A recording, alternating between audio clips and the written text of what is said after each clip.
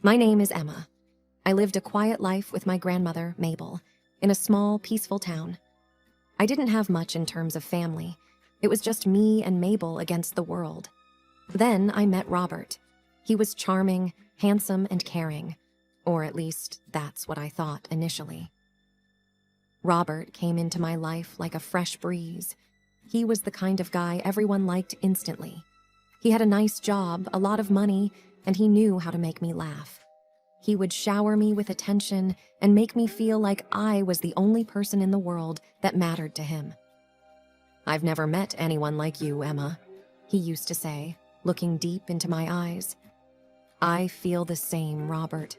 You make me so happy," I would reply, feeling like the luckiest woman alive. When he found out I was pregnant, he was over the moon and immediately asked me to marry him. "Emma, I want to spend the rest of my life with you. Will you marry me?" he asked. "I would love to, Robert," I said, tears in my eyes. Our wedding day was beautiful. Mabel cried tears of joy, seeing me so happy. "Oh, Emma, I've never seen you so radiant. I'm so happy for you, my dear," she said as she hugged me tight. The celebration was lavish, with dancing, laughter, and a sea of well-wishers. We promised to love and cherish each other, and I genuinely believed we would. We settled into his sprawling house, and for 2 months, everything was fine. I felt like I was living a dream. Robert was attentive and loving, and I was excited about the new life growing inside me. "I can't wait to meet our little one," I would tell him, my hand on my growing belly. "Me neither, Emma. We are going to be the happiest family," he'd say, smiling. But slowly, this dream began to fade. Robert began to come home late, and sometimes wouldn't come home at all. It felt like he was slipping away, and I couldn't understand why. This is how my story begins. A story of love that turned into pain, a dream that turned into a nightmare. But it is also a story of hope and the strength that can be found in the darkest times. And I'm here to tell it, in my own words, just the way it happened. In the beginning, life with Robert seemed perfect. But after a few months, I started to notice small changes. He'd stay out late, come home at odd hours, and sometimes not come home at all. One day, when he came home late, I decided to ask him about it. "Robert, is everything okay? You've been coming home so late recently." "Oh, Emma, it's just work. We've got this new project, and it's been taking up all my time," he said, avoiding my gaze. But the late nights became more frequent. I'd lie awake, worrying, wondering where he could be. The man who had once been so loving and attentive was slowly becoming a stranger. And then there were the calls. He'd get them at all hours and would always leave the room to answer them. "Who was that?" I would ask when he came back. "Just a work call," he'd reply sharply, ending the conversation before it could even begin. The tension was building, and I could feel it. I tried to talk to him, tried to understand what was going on. "Robert, we never talk anymore. What's happening with us?" "Nothing, Emma. Why do you always have to make a big deal out of everything?" he'd snap. I was hurt, lost, and confused. This wasn't the man I had married, the man who had promised to love and cherish me. He was distant, irritable, and secretive. But every time I tried to confront him, he'd get angry, and then, like clockwork, he'd bring flowers and apologize. "I'm so sorry, Emma. I didn't mean to raise my voice. It's just the stress from work. I just want us to be happy, Robert, like we used to be," I'd say, hoping to get through to him. But the apologies were short-lived, and soon enough, the cycle would repeat. It was like living with two different people, and I didn't know how much longer I could cope with it. The man I had fallen in love with was disappearing before my eyes, and I felt powerless to stop it. This is the phase where the winds began to shift, where the storm started brewing, unbeknownst to me. The happy dream was transforming into a distressing reality, and I was just beginning to see the signs. Life continued, and so did Robert's strange behavior. He seemed like he was living a double life, one that I wasn't a part of. I was scared and anxious, and I felt a sinking feeling that something was really wrong. One day, Robert rushed off to work. forgetting his phone at home. The device sat there, tempting me, a gateway to the truth I was so desperately seeking. Eventually, I couldn't resist. I picked it up and started going through his messages and calls. What I found was a trail of betrayal and deceit. Messages from different women, plans to meet up, declarations of affection. My heart was pounding, and I felt sick to my stomach. This was not the man I married. This was not the life I had envisioned for us. "Hey, have you seen my phone?" Robert's voice on the home phone brought me back to reality. "You forgot it at home," I replied, trying to keep my voice steady. "I'm coming back to get it. Don't touch it," he said, sounding alarmed. But it was too late. When he walked in and saw me with his phone, his face turned red with anger. "What the hell are you doing, Emma? I told you not to touch it." "I know about them, Robert. All of them," I shouted back, my voice breaking. "How could you do this to me?" "It's not what you think," he yelled, trying to grab the phone from my hands. We argued, our voices loud and angry. But instead of resolving anything, Robert left the house, leaving me alone, betrayed, and broken. I was shattered, and the happy life I thought we had was just an illusion, a mask that Robert wore to hide his true self. Sitting alone in the silence of our home, the truth staring back at me from the screen of his phone, I felt lost. The love, the promises, the future we had planned, it was all a lie. And I was left to pick up the pieces of my broken heart, wondering if I would ever be able to trust and love again. The mask had been unveiled, revealing a painful reality I wasn't prepared for. My journey had taken a painful turn, and I had to find the strength to face it and move forward. In the wake of my discovery, the atmosphere in the house became tense and unbearable. We barely spoke, and when we did, it ended in an argument. I was living in a constant state of anguish and heartache. One day, one of our arguments escalated quickly. Robert's anger reached a boiling point I had never seen before. He shouted, his face contorted in rage. "Why can't you just mind your own business, Emma? Why do you have to be so nosy?" "How can our marriage be my own business, Robert? You've been lying to me, betraying me," I shouted back, tears streaming down my face. In a sudden fit of rage, Robert lashed out, his fist connecting with my stomach. Pain seared through my body, and I fell to the floor, gasping for air. The room spun around me as I clutched my belly, fear and pain mixing into a horrible cocktail. Robert, suddenly realizing what he had done, called an ambulance, fabricating a story about how I had fallen down the stairs. The paramedics rushed me to the hospital, their faces etched with concern. Once at the hospital, the doctors ran a flurry of tests, their faces grave. Finally, the news came. "I'm very sorry, Emma, but you've lost the baby," the doctor said gently, sorrow in his eyes. The pain was unbearable, a mixture of physical agony and a profound, soul-crushing loss. "I can't believe this is happening," I whispered, tears flowing freely. "I've lost everything. My baby, the tiny life Robert and I had created, was gone. And with it, the last remnants of the love I had felt for him. The pain was deep, a gaping wound in my soul that seemed like it would never heal. A week later, I was discharged from the hospital, a shell of my former self. Robert was there, flowers in hand, smiling as if nothing had happened. "Ready to go home, Emma?" he asked, as if he hadn't destroyed our lives. "I'm not going anywhere with you," I replied coldly, turning away from him. I went back to Mabel's small house, leaving Robert and the pain he had caused behind.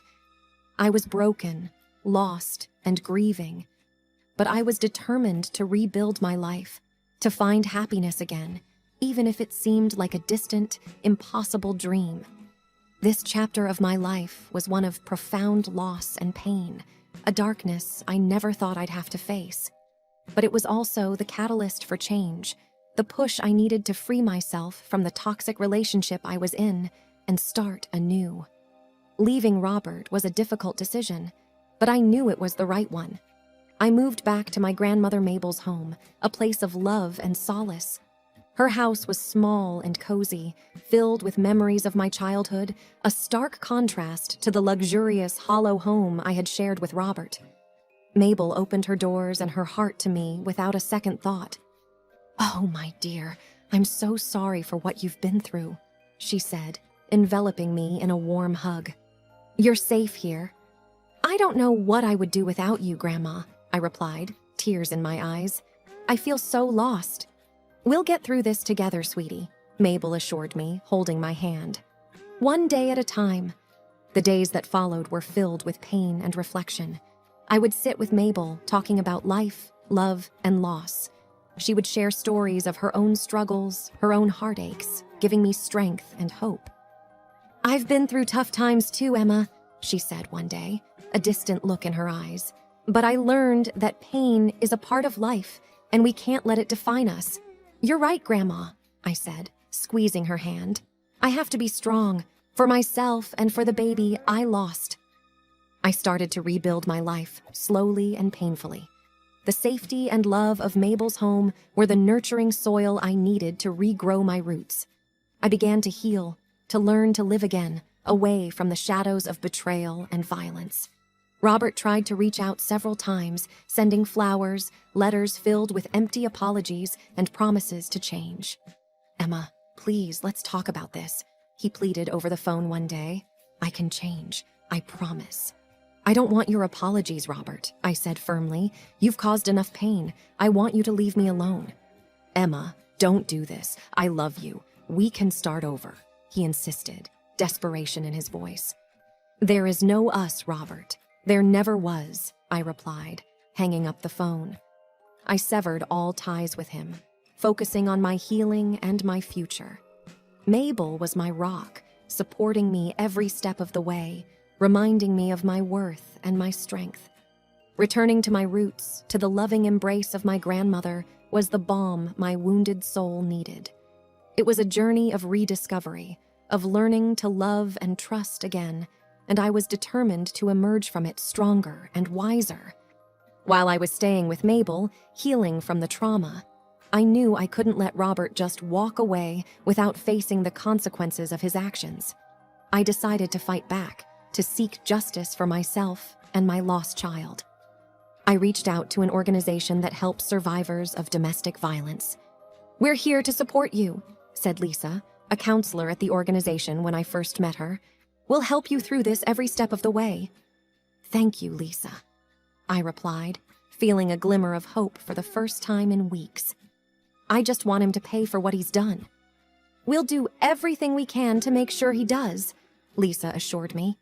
The organization connected me with a lawyer, a kind and determined woman named Sarah.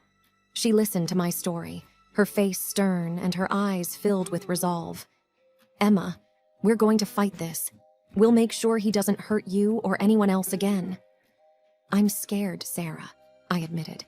"He's powerful and has a lot of connections." "We have the truth on our side," Sarah responded confidently. "And I promise I'll do everything in my power to protect you." The days leading up to the trial were stressful and exhausting. Robert's lawyer tried to discredit me, painting me as a jealous, unstable wife. "She's just trying to ruin my client's reputation because he wanted a divorce," he claimed in court. "That's not true," I retorted firmly, my voice steady despite the fear and anger boiling inside me. "I loved him, and he betrayed me. He hurt me and our unborn child." The trial was a grueling process, with witnesses, testimonies, and evidence being presented. The jury listened intently, their faces impassive. I felt vulnerable and exposed, but I also felt a burning desire for justice. Finally, the day came when the jury reached a verdict. My heart raced as the foreman stood up, the courtroom hanging on his every word. "We, the jury, find the defendant guilty of domestic violence and involuntary manslaughter." A wave of relief and vindication washed over me. Robert was sentenced to prison, and the court ordered him to pay compensation for the pain and suffering he had caused me. The fight for justice was a difficult and painful journey, but it was also empowering. It gave me a sense of closure and a chance to rebuild my life. The support of Mabel, Lisa, Sarah, and the organization gave me the strength to stand up to Robert, to make him face the consequences of his actions, and to finally start healing from the wounds he had inflicted. After the grueling trial, the final day arrived, the day the jury would present their verdict. I sat in the courtroom, my heart pounding, Mabel's hand tightly clasped in mine. Sarah, my lawyer, was sitting beside me, her face a mask of calm determination. "Whatever happens, Emma," she whispered to me, "know that you fought bravely. You've stood up to him, and that's a victory in itself." The tension in the room was palpable, the silence deafening, as we all waited for the jury to enter. When they finally did, my heart felt like it was going to leap out of my chest. The foreman stood and addressed the court. We, the jury, find the defendant, Robert Johnson, guilty of all charges. A surge of mixed emotions rushed through me: relief, vindication, sorrow. I turned to Sarah, tears in my eyes. "Thank you, Sarah, for everything." "You deserved justice, Emma," Sarah replied, squeezing my hand. The judge addressed Robert sternly. "Mr. Johnson, you have been found guilty of causing grievous harm and the loss of an innocent life. You will serve your sentence, and I hope you reflect on the pain you've caused." Robert sat there, his face pale, his arrogance finally shattered.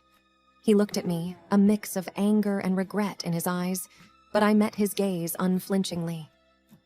"You've destroyed our lives, Robert," I said quietly, "but you won't destroy my future." After the verdict, Sarah and I stepped out of the courtroom, the sunlight feeling warm and comforting after the cold tension inside. "Emma, I'm so proud of you," Sarah said, embracing me. "You were strong, and you spoke your truth."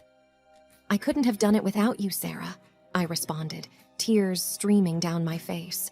"You've helped me find my voice, my strength." "You had it in you all along, Emma," Sarah replied with a smile. "Now, go live your life. You've earned your freedom, your peace." The verdict brought a sense of closure, a chance to finally start rebuilding my life.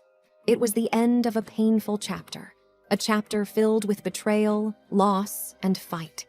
But it was also the beginning of a new journey, a journey towards healing, self-discovery, and hopefully, happiness. With the verdict delivered and Robert paying for his deeds, it was time for me to step into a new life, a life free from his shadows. I felt a mixture of relief, sorrow, and a fragile hope. I returned to Mabel's little house, to the warmth and simplicity of my roots. "I'm so proud of you, Emma," Mabel said, wrapping me in a tight hug as I entered the house. "You fought hard, my dear." "I'm just glad it's over, Grandma," I replied, tears filling my eyes. "I can finally start to heal." "You're stronger than you think, Emma," Mabel said, wiping away my tears. "You've been through so much, but look at you, standing tall." "I couldn't have done it without you, Grandma. Your love and support mean everything to me." As days turned into weeks, I started to rebuild my life, piece by piece. I focused on healing and rediscovering myself.